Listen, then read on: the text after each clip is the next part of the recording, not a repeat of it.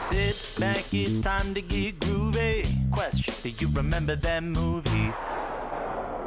Welcome back to Remember That Movie. I am the third Alejandro Rosa on IMDb. And I am Steve Johnston. I am still not on IMDb, and I am in the middle of moving. Look at Hence that. my recording from the warehouse at the end of Raiders of the Lost Ark. If you are watching this, Steve is covered in Lowe's boxes. Well, not himself, but behind him. And I am also, for those who have been following this podcast, in a different environment as well. I'm currently trying to set up an alternative space for the podcast, and it's a work in progress, so just bear with me. All right, but that has nothing to do with why you're here. We are here to talk about the movies of the past with the eyes of today. Steve, what are we talking about today? We are talking about 1998's political satire, Bulworth. Written, produced, directed, and starring Warren Beatty. I was very surprised when I realized that Warren Beatty had so much to do with the creation of this film. So I might have questions. Hopefully I will have answers. Just to get us started, why don't you give us perhaps a synopsis? Although this came out in 1998, there is still a back of the VHS that we can refer to. Believing his career over, Senator J. Bulworth takes out an enormous insurance policy and a contract on his own life. But his impending death fills him with an outrageous desire to break the rules and tell it like it is. Suddenly, the senator is the surprise political favorite and falls hopelessly in love with Nina, a beautiful young activist from the inner city. Now that Bulworth has found a new reason to live, he must also find the hitman who's out to kill him. Perfection. It leaves out a few details. Absolutely. Absolutely. But it gives us whole the wrapping general thing. It gives us a wonderful introduction to the world of Bulworth. Now, before we move forward in that world, I want to know, what is your personal history with this film? This was a movie that when it came out, I remember seeing the ads for and thinking, oh, I'd really like to see that. And so my friends and I did. We went and we saw Bulworth in theaters. And I remember being entertained. I actually do not remember exactly how I felt about it at the time, but very much enjoyed it and decided, you know what? Let's go back and see how I feel about it now. And I've just a slight spoiler warning. Young me and older me, different views. We'll get there. I also watched this many years ago, but I'm not going to lie, I don't recall if I watched it in theaters when it came out, which seems like the kind of thing I would have done, because this looks like the kind of movie that I would have seen the trailer for and been like, absolutely, let's check this out. Yeah. Or if I just watched it much later. Not sure. I do know that at some point, I feel like I watched it on either VHS or DVD multiple times. Oh, okay. But that was so long ago that I didn't remember all the plot points. I don't know if I loved the film then. I thought it was interesting. But I also think that this version of me has a different opinion than that version of me. What can you tell me about this film and Warren Beatty? What is this? Is this a passion project? What is this? What do we know? I don't know if this was a passion project, but it's one that he felt very, very strongly about. And he approached Joe Roth of 20th Century Fox and gave him a one-sentence pitch. That sentence being, a man is depressed, makes a deal for life insurance, takes out a hit on his life, then falls in love with a girl, changes his mind, and tries to call the whole thing off. And based purely on that and the fact that he is Warren Beatty, Joe Roth said, cool, you have $30 million. Warren said, fantastic. And then turned around and worked in all of the political side of things that was not in the original pitch. But as long as he made good on his promise that he pitched and came in under budget or on budget, the studio wasn't going to say anything. He left out the politics in the initial spiel, if you will, because he didn't want 20th Century Fox saying, well, no, you can't say that. We're not going to express that opinion in the movie. Please go back and rewrite it. Which should be like the tagline for this film. Yeah. Bulworth. All the opinions that you're not allowed to Allowed to express in say, one movie. yes. I have to say, probably Yeah. younger me did not catch a lot of this film. In what way? What didn't click then that has clicked now? Number one, the concept of somebody having, let's call it a midlife crisis. I would call it more of a nervous breakdown. Or nervous breakdown, sure. Either one, whatever. Label it what you like. But it is somebody having a moment in time where everything is just pure chaos in their mind. And the person who they are has kind of shattered a little bit. In essence, he has lost control of himself. No, that's not quite the right way of putting it. There are now other people controlling him versus him controlling himself. Well, let's kind of put it in perspective. He is a senator. He is a career senator. He has been doing this successfully, the film tries to tell us, from a very young age. And he has just this moment. And we see this with people in different career paths, right?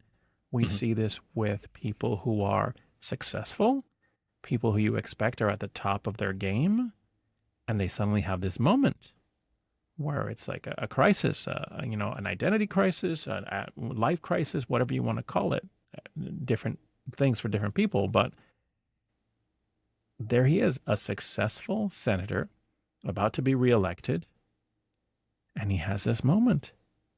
And the gravity of that moment was lost on my younger self. Yes. I think I have a better understanding of that position now, just because, well, let's just be frank, I'm older and closer to that. Yes. I get it. I appreciate his position a bit more now than I did X number of years ago. Exactly. Yeah. The thing that will continue to blow my mind is the people who are in this film, but I'm sure we'll get to that. But the story itself, I didn't quite remember, or I remembered it in the wrong way.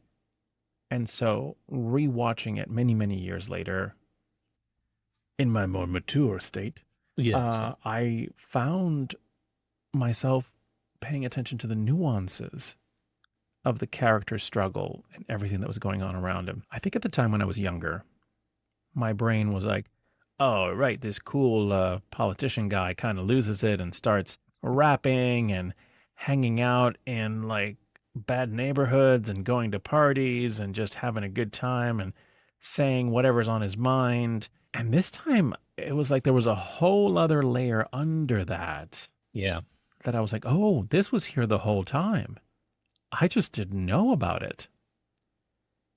And that is, again, this struggle, especially for somebody who's in the public eye and who has been for what appears to be most of his life, saying the things that he needs to say in order to keep going.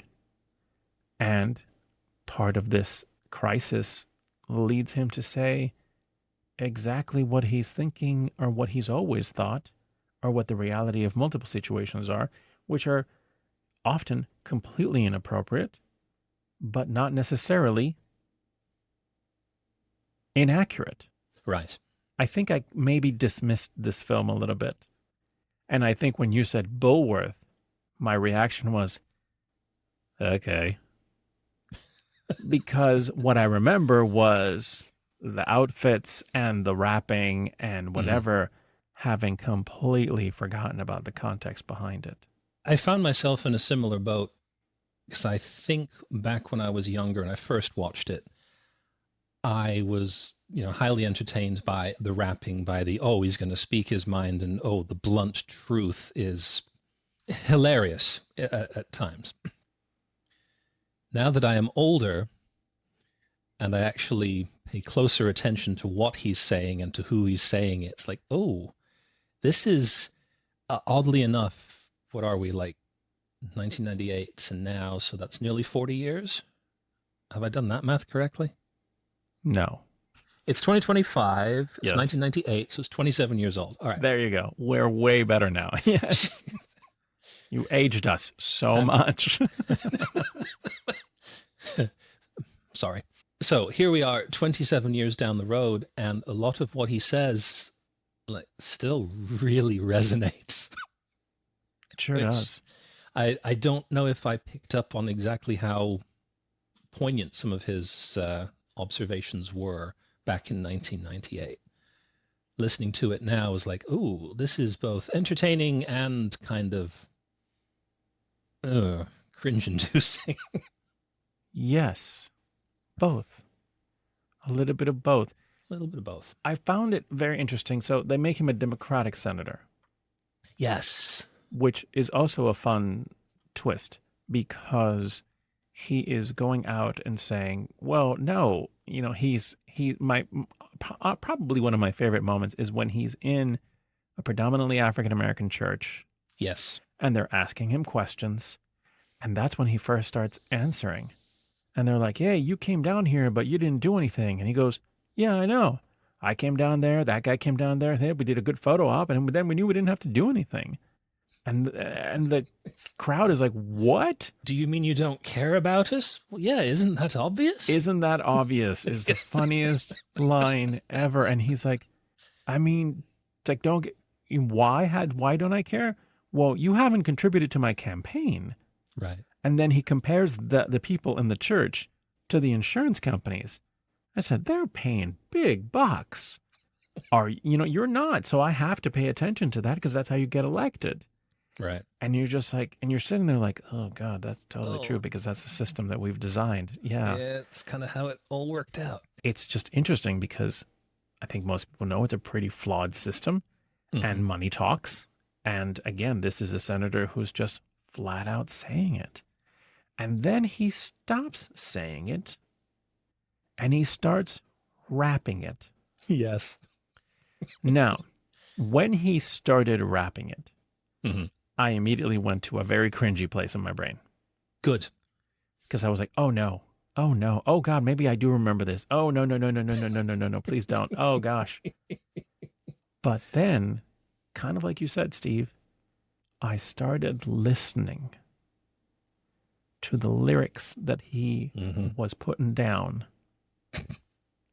And I was like, oh, this is being delivered in a sort of hilarious way, but it is actually poignant. Yep. Now, and I have to kind of correct myself. It didn't happen at the church. I believe it happened at the next event he went to. Okay. Yes. At the church, he just said a bunch of stuff and then they got him out of there. It was at the next event that after he went to the party that he listened to some music and then the music got into his brain and then he went to another political event and then he started rapping. He called it table by table, pointing out each each group and what they do and the what banks, they give. the insurance companies, and you're just big like, oil. Yeah. Oh yeah, big oil. Big oil don't care. It was amazing. And the more I watched this film, the more charmed I got. But anyway, tell me about the cast of this film. Tell us about the cast of this film.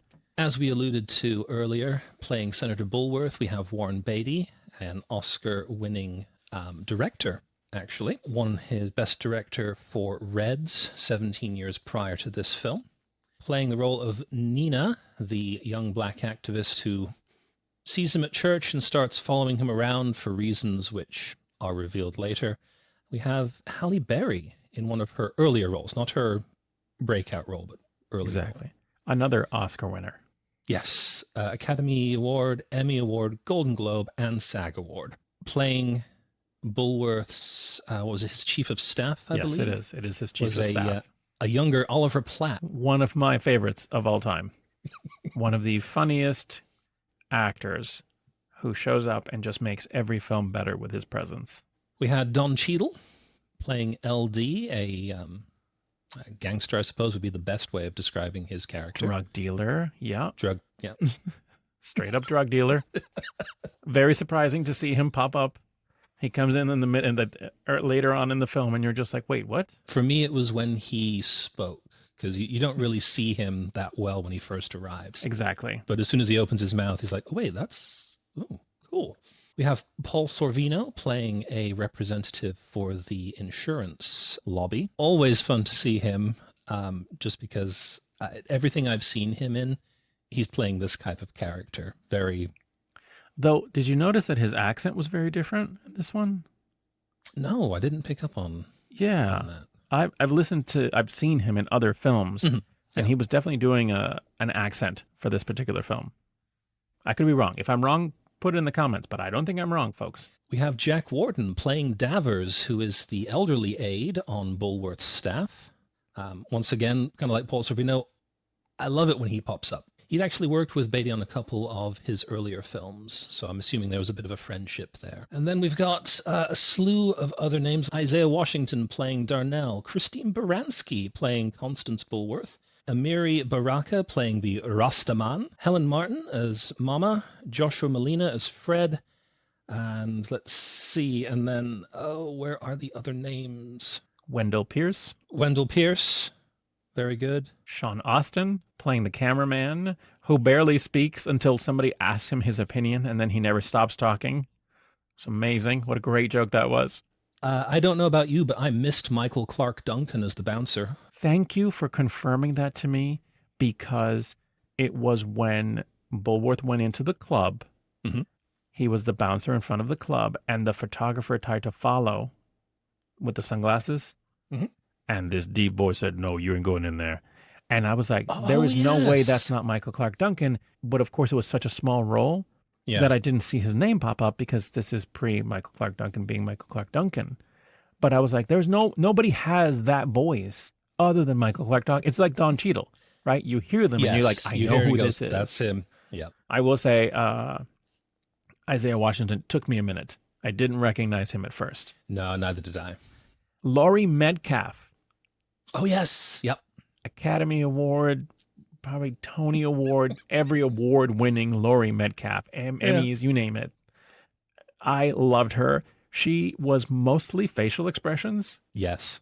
To Wendell Pierce, two insanely famous Broadway actors, and of course, TV actors and all that, just in a van together. It was just so amazing. So I'm like, oh my God, these two powerhouses of acting who are just looking at each other as Bulworth is doing things. So they work for the, C-SPAN. Yep. And so they're in the truck, the C-SPAN truck. And so they're watching what Sean Austin is filming as Bulworth is starting to rap, at a big fundraising event. And they're just looking at each other like, what is happening? What was my favorite line of hers when she questions which award they'd go for? Another actor that was in this was Joshua Molina. I found this very amusing because I don't know if you were, but I became later in life a big fan of The West Wing.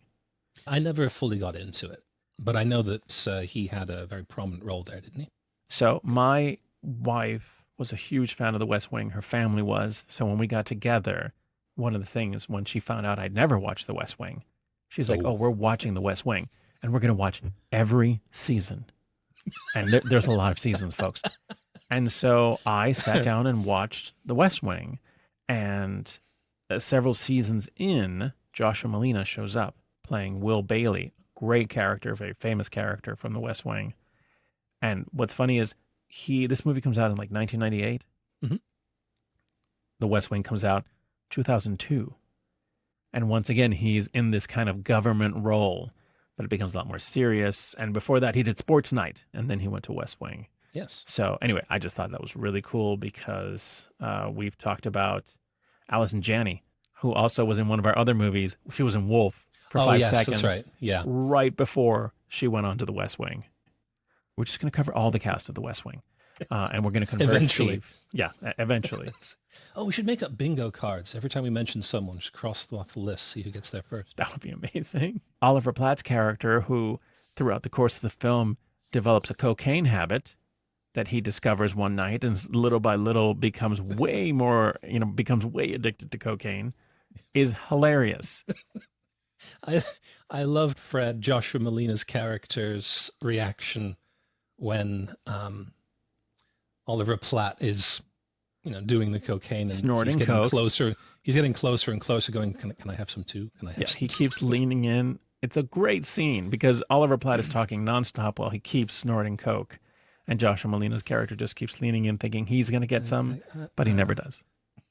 What I did not predict was the depth to Bulworth. I remembered this silly. I didn't remember the struggles of the man.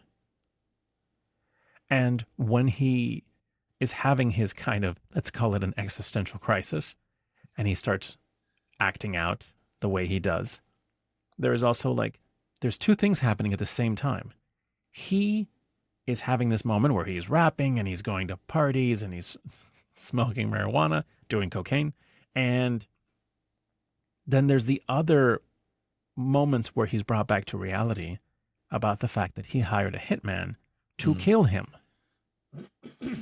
That added this other layer of weight to the film. Whereas, we see wild Bulworth, but every once in a while, this fear creeps into him. Like, oh my God, is that him? Because he doesn't know who's going to kill him. He ordered a hit on himself, doesn't know who's going to do it. And so he's just waiting while all of this is happening. And there are these moments where you just see the fear, the human come out, the frailty of him. And I was kind of blown away by that, to be perfectly honest. I was honestly, one of my favorite things about this film is Warren Beatty's performance.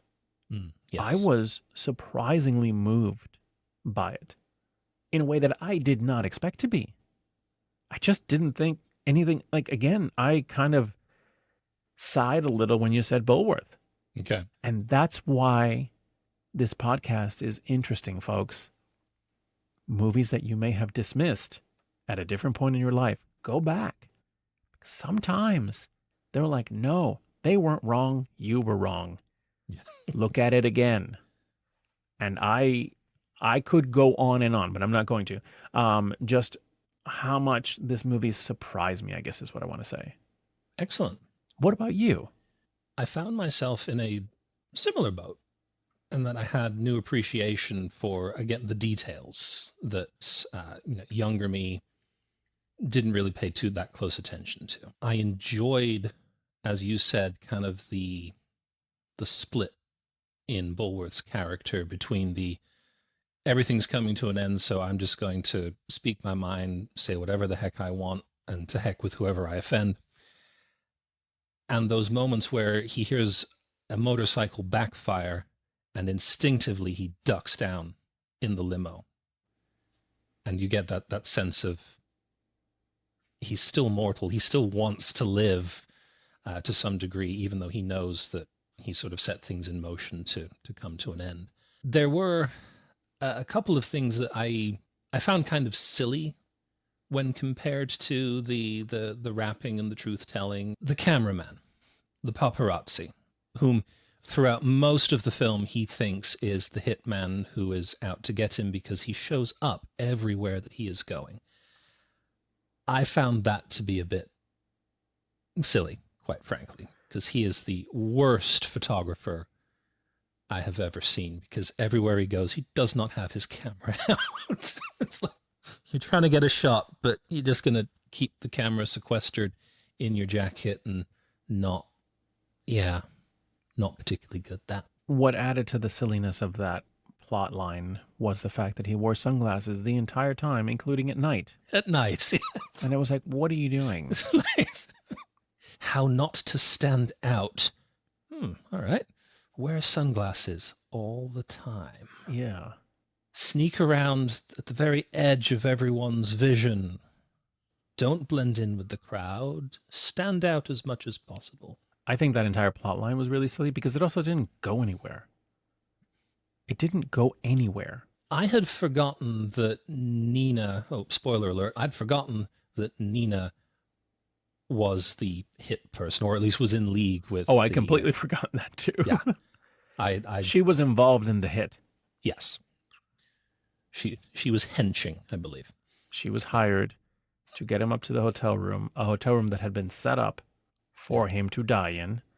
And all she had to do was get him up there. When that did not happen, they said, well, if you want the money, then you're going to need to take care of this yourself. Yes. Which seems to a huge leap from the first to gig. go from we need you to get him from point A to point B. That didn't work? Okay, shoot him. Then we have our gentleman of the street, who appears throughout the entire film, who's telling Bulworth, "You've got to be a spirit." It's this homeless man who keeps yelling out to Bulworth, "You got to be a spirit. You can't be a ghost."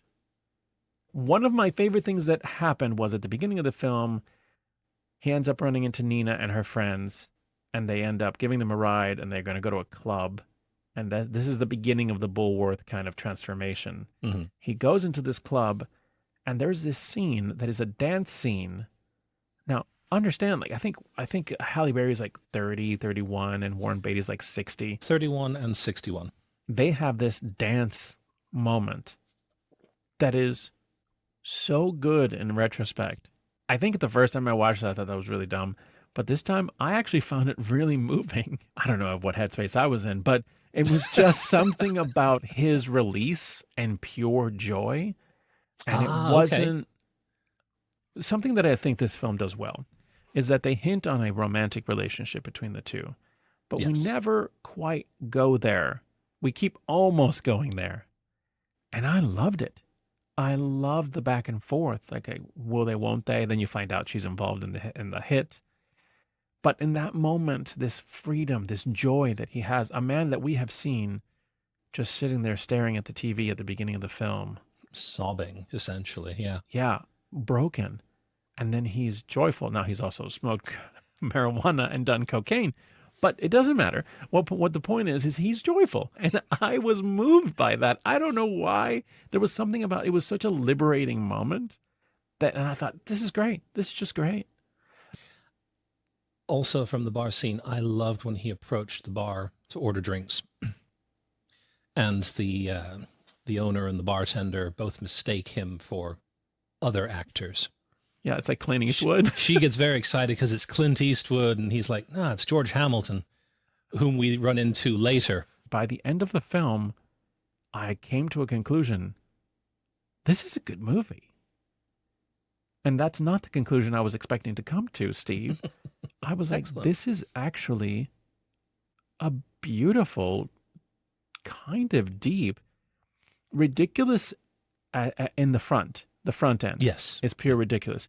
Underneath, it's sneaking in with depth and humanity and our flawed nature. Now, the question is, what did everybody else think? Before we get to everyone else, I'm curious to know your opinion about the ending. One of the things I very much enjoyed was when Bulworth is doing his interview and he's dressed in street clothes and is just rapping. We cut to shots of various people who are just staring at him with varying levels of contempt. And you got the feeling that, none of these people are happy. Is something going to come of that? Because we know that the original hit has kind of been called off, but now what's going to happen? And I love towards the end when we see Paul Sorvino's character just in the shadows up on the roof.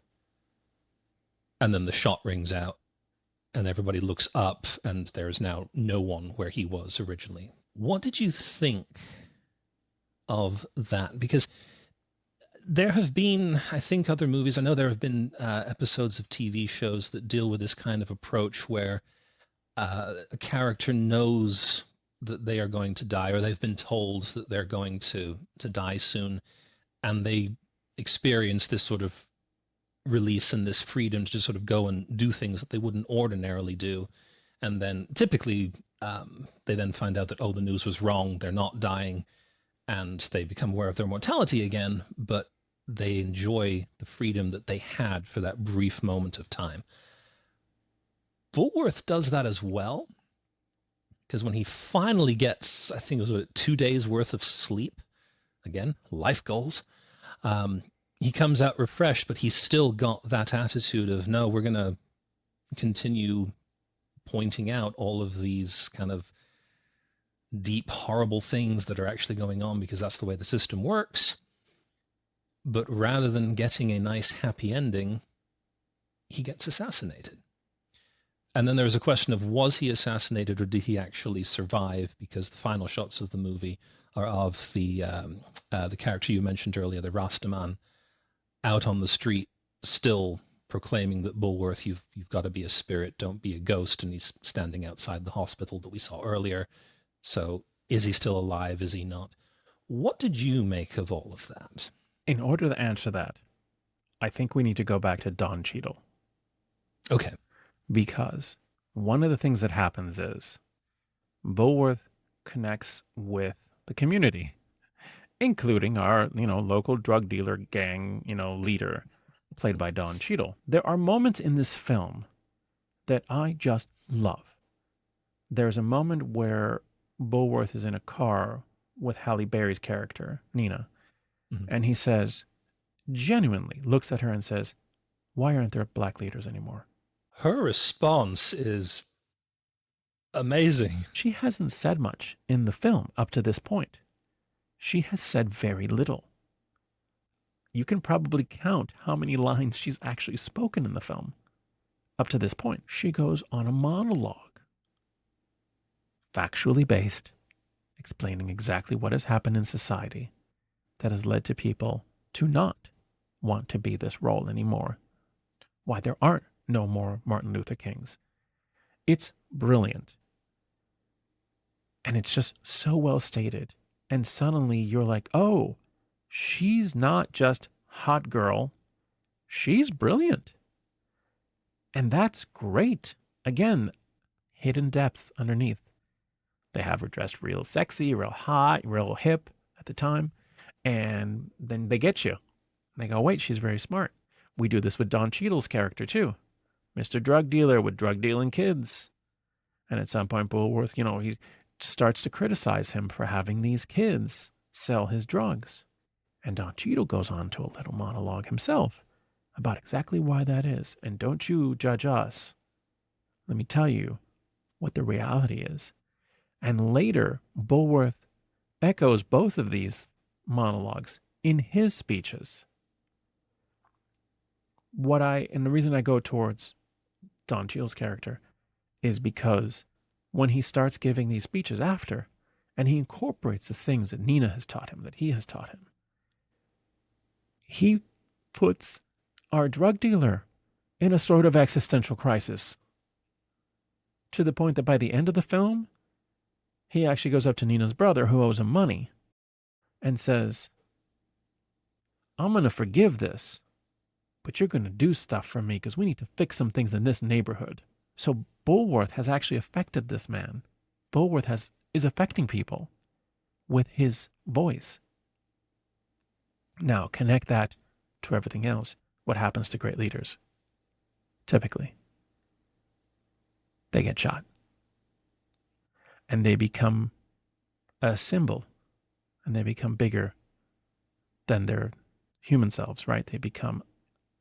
And in that way, I connected all of these things. I'm saying you can't just be a ghost. You can't just be a dead man. You have to be a spirit. You have to stand for something. I'm adding the stand for something. But that's what it felt like to me. Like, he inspired people. He genuinely spoke truth to power and connected to many people to the point that, and this is one of my favorite things that they do in the film, he's running for re-election for senator, right? He wins it by like 70-some%. But then on top of that, because it's a primary, he gets a write-in for president. From both parties. He's not even running. He's become an inspiration. It's outside of Mount Sinai Hospital in the background. And our street guy looks right at the camera and says, you gotta be a spirit, not a ghost. When you think about great leaders, John F. Kennedy being raced to the hospital, right? On these people. That's what we're seeing. A great leader in a hospital who's been shot. I could be adding more layers than are there, right?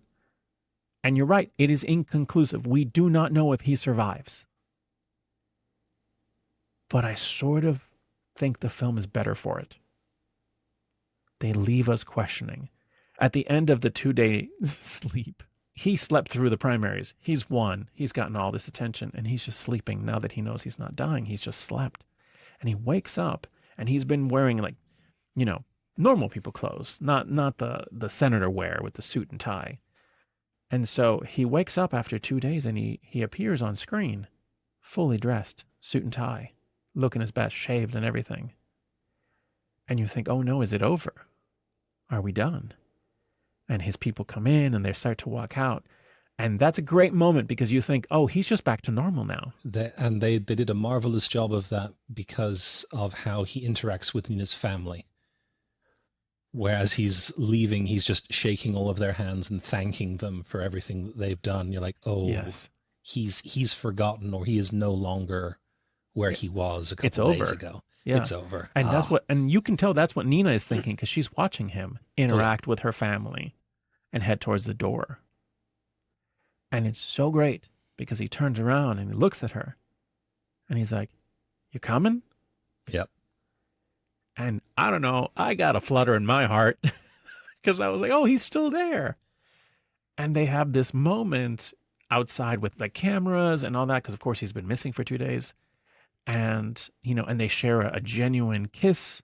Yes. Which, gosh darn it, just works in this scene, right? It's the very much, I don't care what people think. There's 1,000 cameras on me. I like you, And it just comes off as genuine. It doesn't come off as a rom-com, right? It comes off as just a really genuine moment. And she gets in the car and he's about to get in the car and he gets shot. Yeah. There is something so precise about how that timing is done. And there is one more thing. The person we haven't mentioned, who I'm a huge fan of, I actually downloaded an album of his today. Oh, okay. Ennio Morricone, famous Italian composer, whose name I've butchered, and had no idea he composed the music for this as well. Neither did I. That was a very pleasant surprise when his name came up on screen. And the music in this film is weirdly moving. Because, again, there's so much silliness going on. But it's so moving. And that last bit, towards the end of the film, like his music is just carrying us right into that final shot. And again, it's like this is a film that I completely wrote off. And I'm just like, oh my gosh, this is so deep. This is so moving. This has weight to it. So anyway, yeah. I loved the end. I loved how it didn't finish the story. It didn't tell us everything. It kind of left it up to us. That beautiful shot of the man walking away from the camera with Mount Sinai Hospital in the distance. And we don't know. Now, that is what this guy thought. Yes. But what did the people think? Well, people at the time agreed with you in general. The reception was mostly positive, though the film had a limited release. It had an initial push and then scaled back a bit. So of its $30 million budget, it only made $29.2 million in the box office. But a lot of people thought the same way you did. They very much enjoyed the commentary and kind of shining a light on the dark spots of the political system, not necessarily blaming the government for what's going on, but just saying, look, this is where culture and politics kind of intersect, and it is ugly at times, messy at best. It was actually nominated for an Academy Award for Best Original Screenplay for Beatty, though it did not win, unfortunately. Was he the only writer on this? No, he actually consulted with a couple of different people while putting together the script.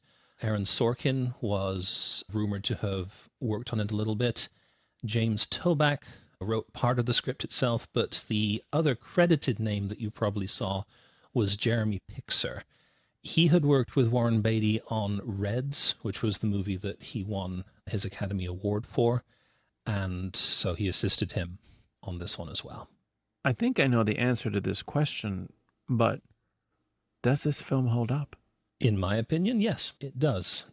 I have to say that to a degree, it stings a little more now.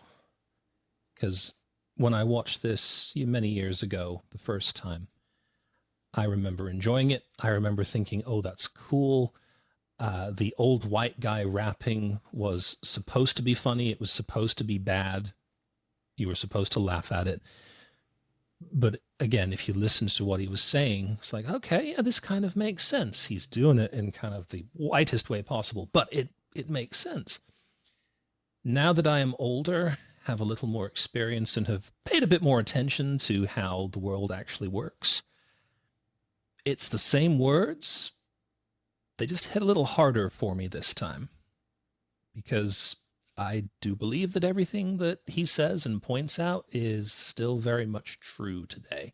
And that adds a very heavy layer of weight that I did not associate with the film the first time, just due to youth and inexperience. I'm kind of guessing, based on what you've said earlier, that you think it holds up. I do. I mean, it is a film that was made in the late 90s, and there are parts of it that will definitely feel that way. I do not take that away from it. It feels like it is from a very particular time period. The message has not aged. There's a particular moment where he is in street clothes and he's being interviewed, and he goes into one of these rants. The people in the control booth are telling the reporter to just get it done, get him out. And he calls her out on it. I think he says something like, the voices in your earpiece are telling you to cut me off, aren't they, or something. Apologies to that actress, because I did not look up who she was, because her performance in this brief moment in the film is exceptional, because you can see in her face the conflict with wanting him to go on, wanting him to say things, and people yelling in her ear to cut it off. It's so good. It's so powerful. I am thrilled that you found sort of a new life in this movie that you had not seen before.